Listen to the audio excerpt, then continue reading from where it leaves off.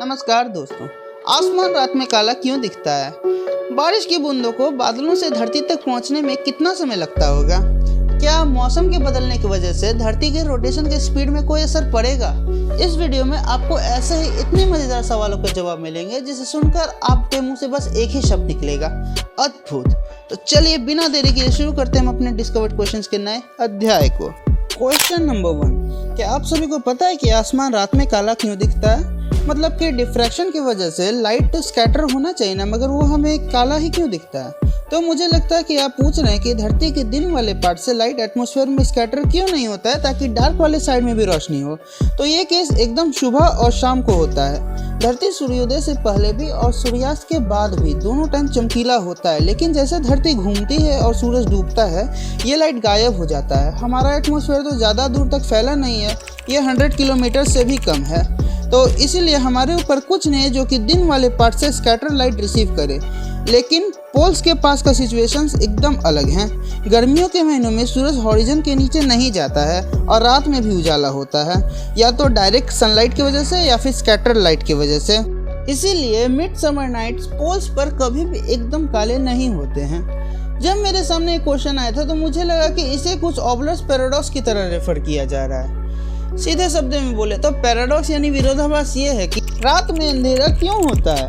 अगर आकाश गैलेक्सीज और स्टार्स से भरे पड़े हैं तो पूरे यूनिवर्स के अंत तक हम चाहे कहीं भी देखें हमें कोई ना कोई पॉइंट सोर्स तो मिलना चाहिए ना जो हमें लाइट दे, लेकिन ऐसा क्यों नहीं है? इसका बेसिक एक्सप्लेनेशन यूनिवर्स के एक्सपेंशन में है। स्टार्स से जो लाइट कॉस्मोलॉजिकल डिस्टेंसेस से आते हैं वे वेवलेंथ में इतने छोटे हो जाते हैं कि वो हमारे विजुअल रेंज से ही बाहर हो जाते हैं। इसे ही हम लोग रेड शिफ्ट कहते हैं। एक तरह से ये कॉस्मिक माइक्रोवेव बैकग्राउंड रेडिएशन के लिए बिग बैंग कॉस्मोलॉजी में दी गई एक्सप्लेनेशन है। लगता है कुछ ज़्यादा ही बाउंसर हो गया। Okay, jokes apart. Big bang का इनिशियल आग का गोला बेहद गर्म था। जैसे जैसे यूनिवर्स का एक्सपेंशन हुआ ये रेडिएशन डॉपलर्स इफेक्ट की वजह से ठंडा हुआ। रेडिएशन का ठंडा होने का मतलब वेवलेंथ को लॉन्गर रीजन में शिफ्ट होना है। इस रेड शिफ्ट ने इनिशियल रेडिएशन के वेवलेंथ को माइक्रोवेव रीजन से शिफ्ट कर दिया। इस तरह के रेडिएशन का रियल में पता लगाया गया है और इसे ही पॉपुलरली कॉस्मिक माइक्रोवेव बैकग्राउंड के रूप में जाना जाता है। क्वेश्चन नंबर 2, हम सभी को लगता है कि लाइफ वहीं पे पॉसिबल होगा जिस प्लेनेट पर पानी होगा, क्योंकि कहते हैं ना जल ही जीवन है। लेकिन क्या हम अपनी सोच में बहुत नैरो नहीं हैं? क्या मदर नेचर में इतनी क्षमता नहीं है कि वे ऐसे लिविंग बींग्स को भी बना दे जो कि पानी के बदले किसी और कंपाउंड पर सरवाइव कर लें? और अगर हम मान भी लें कि ऐसे क्रीचर्स एग्जिस्ट करेंगे तो क्या आपको नहीं लगता कि वे भी यही सोचेंगे कि वे जिस कंपाउंड को पीते हैं उसके अलावा वो लाइफ पॉसिबल ही नहीं है? तो मैं इस बात से एग्री करता हूँ। हम सब अपनी सोच में बेहद नैरो हैं। बहुत समय पुरानी बात नहीं है कि जब हमें लगता था कि पूरा यूनिवर्स हमारे लिए ही बना है। Enormous diversity of living things की अप्रिशिएशन करते हुए हमें लगा कि इंसानों के अलावा बाकी सभी लिविंग थिंग्स बस हमारे इंटरटेनमेंट के लिए हैं। असल में तो बहुत सारे लोग इस बात को अभी भी मानते हैं, लेकिन ये यूरोपियन और अमेरिकन माइंडसेट है। हमारे इंडियन कल्चर ने ऐसा कभी नहीं कहा है। थ्योरी ऑफ इवोल्यूशन और जीव जंतु के साथ हमारे संबंध होने के बावजूद हमारी नैरो माइंडसेट आज भी है। इसे हम लोग इस फैक्ट से एक्सप्लेन कर सकते हैं कि हम जहाँ भी देखें हमें सिर्फ लाइफ का एक एग्जाम्पल मिला है। सभी लिविंग थिंग्स जिनसे हमारा सामना हुआ है वे उनके इंटेलिजेंस के बेसिस पर ही जिंदा हैं। ये सोचने के प्रोसेस में गलती कराना कि सिर्फ यही एक लाइफ फॉर्म है बहुत आसान बना देता है। ये क्वेश्चन इंसानों को सेल्फ सेंटर्डनेस और नैरोनेस पर बिल्कुल सही बैठता है। हाइड्रोजन इस पूरे यूनिवर्स का मोस्ट अबंडेंट एलिमेंट है, ये बात तो हम सभी को पता है। तो अगर हम हाइड्रोजन, ऑक्सीजन और कार्बन का यूज़ करके सेल्फ रेप्लिकेटिंग सिस्टम का ब्लूप्रिंट तैयार कर लें, जो कि हम सभी को पता है कि ये पॉसिबल है, तो ये सोचना नेचुरल होगा कि सबसे अबंडेंट लाइफ फॉर्म वही होंगे जो कि सबसे अबंडेंट रॉ मटेरियल को यूज़ करके इवॉल्व हुए हैं। तो मगर इसका मतलब ये बिल्कुल नहीं है कि दूसरे लाइफ फॉर्म सेम या फिर हमारे जैसे सिमिलर होंगे। तो अब आप लोग मुझे बताइए कि क्या आप लोग को ऐसा लगता है कि इस यूनिवर्स में कहीं पर ऐसे क्रीचर्स भी एग्जिस्ट करते होंगे जो कि पानी के बदले किसी और कंपाउंड का यूज़ करते हों? इसका जवाब आप लोग मुझे कमेंट सेक्शन में दीजिएगा। तब तक हम लोग अपने अगले क्वेश्चन की तरफ बढ़ते हैं। क्वेश्चन नंबर 3, मेरे एक दोस्त ने मुझसे कहा था कि उसने कहीं पर एक आर्टिकल में पढ़ा है कि साइंटिस्ट पाई की वैल्यू को रीडिफाइन किए हैं। तो क्या ये बात सच है? और उसने मुझसे पूछा था कि मैं इसे कैसे एक्सप्लेन कर सकता हूँ।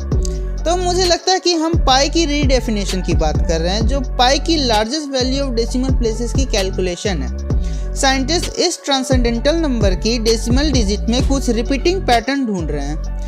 ये काम पावरफुल सुपर कंप्यूटर्स की मदद से किया जा रहा है और मुझे लगता है कि जो आपने या मेरे दोस्त ने सुना है वो पाई की वैल्यू का extremely large number of decimal places का डिटर्मिनेशन है। क्वेश्चन नंबर 4, आप सभी को ज्योग्राफी की क्लास में ये तो ज़रूर पढ़ाया गया होगा कि हम सब चांद के बस एक तरफ को ही देख पाते हैं, और ऐसा इसलिए होता है क्योंकि चांद का रोटेशन और रिवॉल्यूशन दोनों का टाइम पीरियड एक ही होता है।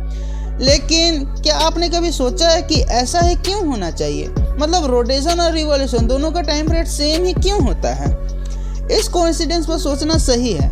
इनफैक्ट ये रोटेशन और रिवॉल्यूशन का टाइम पीरियड एग्जैक्ट सेम है। ये 27 दिन 7 घंटे और 43 मिनट्स का होता है, और इसे अगर हम लोग और कॉम्पैक्ट लैंग्वेज में बोले तो 27.32 डेज। साइंटिस्ट को मुझे नहीं लगता कि ऐसे एक्सीडेंट्स पसंद होंगे। कोई तो कारण होगा ना कि इसके टाइम पीरियड के सेम होने के पीछे। चलिए हम सब इस क्वेश्चन को एक्सप्लोर करते हैं। आप सभी तो टाइड्स के बारे में जानते होंगे। वे इस फैक्ट के कारण होते हैं कि पृथ्वी का चांद की तरफ वाला साइड अपोजिट साइड के कंपैरिजन में बहुत ज़्यादा ग्रेविटेशनल फोर्स एक्सपीरियंस करता है, और इससे समुंदरों में ओवल शेप्ड बल्स क्रिएट हो जाते हैं और इनके लॉन्गर एक्सिस चांद की तरफ इशारा करते हैं। सिंप्लिसिटी के लिए हम लोग इस डिस्कशन से सूरज का जो छोटा सा इफेक्ट है उसे इग्नोर करेंगे। हम यूजुअली सिर्फ समुंदरों को इफेक्ट करने वाले टाइड्स के बारे में ही सोचते हैं, जो कि सच नहीं है। लैंड मासेस भी इफेक्ट होते हैं, वे भी थोड़े लचीले होते हैं, जिसकी वजह से जैसे टाइड्स फॉर्म होते हैं ना समुंदरों में, वैसे वो भी थोड़े ऊपर उठ जाते हैं, मगर हमें वो पता नहीं चलता। इसके अलावा हम बेचारे चांद के बारे में भी नहीं सोचते। क्या चांद के बारे में क्या सोचना? अरे भाई, अगर चांद की वजह से धरती पर टाइड्स इफेक्ट होते हैं तो धरती की भी वजह से ना चांद पर बल्ब बनते होंगे जो कि धरती की तरफ इशारा करेंगे। कुछ अरब सालों पहले जब चांद बना था तो शायद धरती और किसी प्लैनेट साइज ऑब्जेक्ट के बीच टक्कर की वजह से, तो उस समय ये अभी के कंपैरिजन बहुत तेज रोटेट करता होगा, और चूंकि चांद धरती से बहुत पास है तो टाइडल वेव्स भी बहुत स्ट्रांग होंगे, बहुत बड़े बड़े लहर बनते और बिगड़ते होंगे। जैसे मून स्पिन करके घूमता है और वो बल्ब थोड़ी देर तक रहता है, और उस बल्ब का उभाड़ की वजह से चांद पर रिटार्डिंग टॉर्क लगता होगा, जैसे कि कोई ब्रेक्स लगाकर रोक रहे हो, और लंबे समय तक लगा रहे इस टॉर्क की वजह से ये उभाड़ धरती और चांद के लाइन में आ गए। तब ये रिटार्डिंग टॉर्क गायब हो गया और चांद का रोटेशन अपने ऑर्बिटल पीरियड के साथ सिंक्रोनाइज हो गया। अगर चांद शुरू से बहुत धीरे भी घूमता होता ना, तब भी हम ये सिंक्रोनाइजिंग इफेक्ट देख पाते। ऐसा देखा गया कि स्पिन पीरियड और ऑर्बिटल पीरियड का सिंक्रोनाइजिंग किसी भी दो बड़े कंपेनियंस का जनरल फीचर्स हैं। इसका बेस्ट एग्जांपल हमारी धरती और चांद है। आपको पता है कि प्लूटो, जो कि एकदम लास्ट प्लैनेट है, उसे डॉर्फ प्लैनेट बना दिया गया। वो और उसका चांद कैरोन भी एक दूसरे के साथ सेम फेस ही दिखाते हैं। मतलब कि जैसे हम लोग चांद का सिर्फ एक ही फेस देख पाते हैं ना, वैसे अगर हम प्लूटो से उसका चांद कैरोन को देखें तो हम वहाँ से भी कैरोन का सिर्फ एक ही फेस देख पाएंगे। क्वेश्चन नंबर 5, क्या आप सभी ने कभी सोचा है कि बारिश के मौसम में गाड़ी के विंडशील्ड के अंदर की सरफेस पर पानी क्यों जम जाता है? तो किसी भी गाड़ी के अंदर जिनकी खिड़कियाँ चढ़ी हुई हैं, उस गाड़ी में बैठे लोगों की सांसों में नमी या मोस्ट प्रोबेबली उनके गीले जूते और कपड़ों के कारण काफ़ी नमी हो सकती है। और इसके अलावा कार के अंदर का टेम्परेचर भी बाहर के कंपैरिजन में ज़्यादा होता है। तो बारिश का पानी कार के विंडशील्ड और खिड़कियों को ठंडा करता है, और इन कांचों की सतह को छूने पर अंदर की हवा ड्यू पॉइंट के नीचे हो जाती हैं और वहीं पे कंडेंस हो जाते हैं, जो अक्सर ही ड्राइवर के व्यू को भी बाधित करता है। लेकिन चिंता मत करिए, मॉडर्न कार्स के विंडशील्ड अक्सर ही एम्बेडेड हीटिंग एलिमेंट से इक्विप्ड रहते हैं और आगे हॉट एयर ब्लोअर्स भी लगे होते हैं। लेकिन अगर आपकी कार में दोनों में से कुछ नहीं है तो एयर का एक्सचेंज को बढ़ाने के लिए खिड़कियों को थोड़ा सा खोलने का कोशिश करें।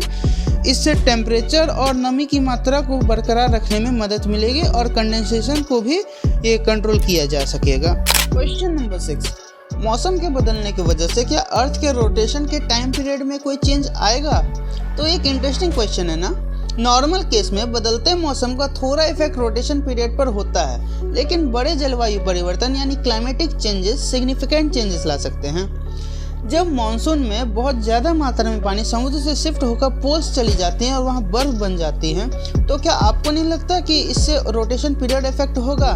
इस टाइप की घटनाएं धरती के मोमेंट ऑफ इनर्शिया के इफेक्ट कर सकते हैं, क्योंकि एंगुलर मोमेंटम तो कंजर्व रहेगा और ये एंगुलर स्पीड को बढ़ाएगा, जिसकी वजह से रोटेशन टाइम पीरियड घटेगा। जेईई और नीट वाले तो खुश हो गए होंगे।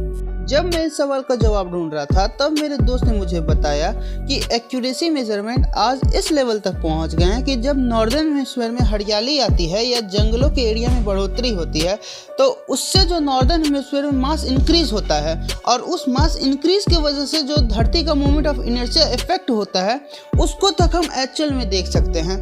ऐसा इसलिए होता है क्योंकि सदर्न हेमिस्फीयर से ज़्यादा लैंड सर्फेस नॉर्दर्न हेमिस्फीयर में है, इसलिए जब नॉर्दर्न हेमिस्फीयर में गर्मी का मौसम होता है तो धरती का मोमेंट ऑफ इनर्शिया बढ़ जाता है। आपने कुछ समय पहले न्यूज़ में या फिर किसी फैक्ट वीडियोस वाले चैनल में ये तो पढ़ा या सुना तो ज़रूर होगा कि चाइना ने एक डैम बनाया है और उस डैम की वजह से हमारी धरती का रोटेशन स्पीड स्लो हो गया है। लेकिन चिंता मत करिए, ये बस 1/1000 सेकेंड ही स्लो हो पाया है।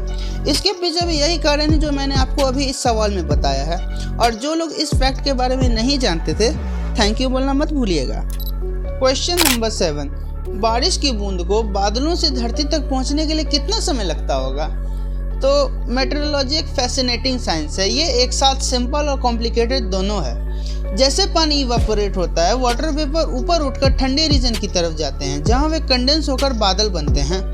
बादलों में मॉइस्चर की बूंद बहुत छोटे होते हैं, उनका डायमीटर 0.02 मिलीमीटर या उनसे भी छोटा होता है। एयर मॉलिक्यूल्स के साथ कोलाइजन की वजह से वे वहीं टिके रहते हैं। अगर एटमॉस्फेयर पूरी तरह से शांत होता और बादलों का बेस कम होता तो उन्हें ज़मीन तक पहुंचने के लिए 10 घंटे लगते, लेकिन हम उसे बारिश नहीं कहेंगे। उस लेवल तक पहुंचने के लिए हज़ारों बादलों के ड्रॉपलेट्स को एक साथ मिलकर एक रीजनेबल साइज रेन ड्रॉप बनाना होगा, जिसका डायमीटर लगभग 0.2 मिलीमीटर होगा। इस तरह की बूंदें बढ़ती वेलोसिटी से नीचे गिरना शुरू कर सकते हैं जब तक वे टर्मिनल वेलोसिटी तक नहीं पहुंच जाएं, और ये टर्मिनल वेलोसिटी वे तब अचीव कर जाते हैं जब air resistance downward force of gravity के इक्वल नहीं हो जाती। 0.2 मिलीमीटर वाले रेन ड्रॉप्स के लिए टर्मिनल वेलोसिटी 4 मीटर पर सेकेंड है और ये बड़ी बूंदों के लिए ज़्यादा होगा। टर्मिनल वेलोसिटी, जेईई और नीट वाले तो फिर खुश हो गए होंगे। धरती तक पहुंचने का टाइम ऑफकोर्स बादलों की हाइट और रेन ड्रॉप्स की साइज पर डिपेंड करेगा। 1 किलोमीटर ऊंचे बादल से नीचे आने वाली एक बूंद को 250 सेकेंड या लगभग 4 मिनट तक लग सकते हैं। क्वेश्चन नंबर 8, हम सभी को पता है कि ये यूनिवर्स एक्सपैंड हो रहा है, लेकिन ये कहाँ पर एक्सपैंड हो रहा है? मतलब यूनिवर्स के अंदर ही ना, ये पूरा स्पेस, गैलेक्सीज, बाकी सभी प्लैनेट, सब कुछ ये यूनिवर्स के अंदर ही आते हैं। तो ये यूनिवर्स खुद कहाँ एक्सपैंड हो रहा है? तो ब्रह्मांड के बिना कोई अंतरिक्ष को एक्सप्लेन नहीं कर सकता।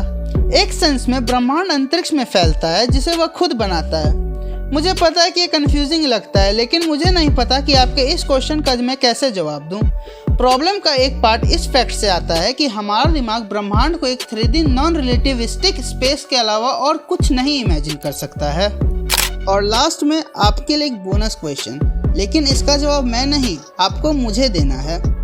आपने तो देखा होगा कि छोटे बच्चे हमेशा उल्टा चप्पल ही पहनते हैं, मतलब लेफ्ट पैर का राइट पैर में और राइट का लेफ्ट पैर में। चलिए मानते हैं कि उन्हें समझ नहीं है और वे ऐसा गलती से करते हैं, लेकिन गलती से क्या कभी वे सीधा चप्पल क्यों नहीं पहनते? अगर वे गलती से उल्टा चप्पल पहनते तो कभी गलती से सीधा भी तो उन्हें पहनना चाहिए, लेकिन ऐसा कभी क्यों नहीं होता है? मैं आपको आपके हर सवालों का जवाब देता हूँ, लेकिन इस बार आपको मुझे मेरे इस सवाल का जवाब देना होगा। वीडियो कैसा लगा कमेंट करके ज़रूर बताइएगा, और अगर आपको वीडियो पसंद आया हो तो वीडियो को लाइक और अपने दोस्तों के साथ शेयर ज़रूर करिएगा। और अगर आप मेरे चैनल पर नए हैं तो चैनल को सब्सक्राइब कर बेल आइकन को ज़रूर ऑन कर दीजिएगा ताकि चैनल के लेटेस्ट अपडेट आप तक पहुँच सके। और आज के लिए बस इतना ही, मिलते हैं अगले वीडियो में, तब तक के लिए गुड बाय।